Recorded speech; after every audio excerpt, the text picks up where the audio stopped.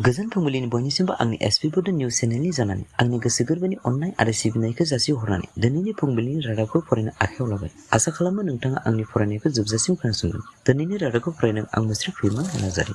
थांनाय 2004 मायथाइनि 15 आगस्ट खालारखालि धेमाजि गोजौ फरायसालिनि गेलेग्रा फोथाराव आलफाया भारत उदांस्रि सान फालिनायखौ हेंथा होनानै गिलु-बालु मोनसे बम्ब बेरफ्रुहोदोंमोन आरो बेवहाय सा 18 गथ'फोरनि जिउ खहा जादोंमोन आरो बे जाथायनि दायनिगिरि महरै धेमाजि बिजिरसालिया दीपांजलि बारागहाय, महिष चन्दिगय, जतिन दुवारी, लीला गगৈ गासै साब्रैखौ जिउ जोबजासिम साजा फोसावदोंमोन आरो सानै होमेन गगৈ आरो प्रशान्त भुया बिथांमोनखौ 4 बोसोरनि साजा फोसावनायखौ 58 सा साखिफ्रा मोजां फोरमान होनो हायैनि थाखाय मैया 24 खालाराव गुवाहाटी हाइकर्टआ बिथांमोनखौ दाय गैयै सुबुं हिसाबै फोसावना होयो। थांनाय बुधबारै फुंनि 9:30 मिजोरामनि राजथावनि आइजालनिफ्राय 21 किल'मिटार जानथायाव थानाय गुरुं दैमानि साहाजों 196 रेल ब्रिजआव रेल लामानि खामानि मावबाय थानाय समावनो मोनसे गिख्रंथाव जाब्रबथाय जायो। बे जाब्रबथायाव 18 सा खामानि मावग्राफोरनि जिउआ जायगायावनो गोमायो आरो माखासेफोरखौ दासिमबो बोखांनाय खामानिया सोलिगासिनो दं। बे गिलु-बालु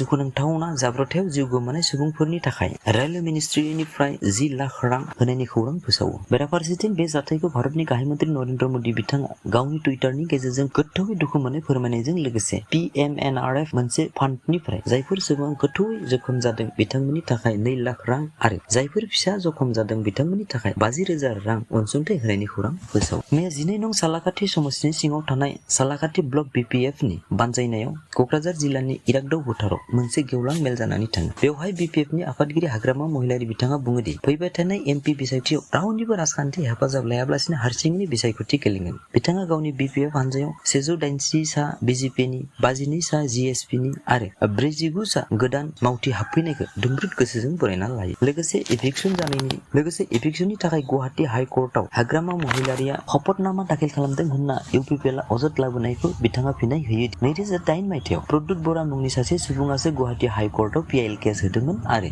बे PIL केस होनायनि उनाव गबिन्द बसुमतारी आरो सानजारां बिथांमोनासो गाहाय मन्थ्रिनि अफिसाव लाइजाम दैथायहरदोंमोन। ओंखायनो बिनि गुबै दायनिगिरिया UPPLनि लेङाइ मावफुं सोद्रोमा गबिन्द बसुमतारीयासो होनना गोख्रों रावजों सोंखारियो। मैया आसाम सरकारा 10 रांनि आधा लिटार दै बथलखौ बन्द खालामना 20 रांनि 1 लिटार दै बथलखौ 2 अक्ट'बरनिफ्राय दिहुननो थाखाय एनभाइरनमेन्ट एन्ड फरेस्ट डिपार्टमेन्टनि गेजेरजों गंफ्रोम कम्पानिसिम लाइजाम दैथायहरो।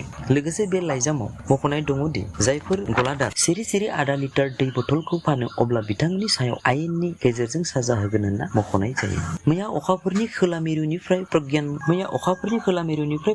रबरआ माखासे भिडिअ आइसर'नो दैथायहरो। दिनैसिमबो गोबां सुबुं सोंलु जायो थारै भारतनि आइसर'आ अखाफोरनि खोला मिरुआव मानो थांदों?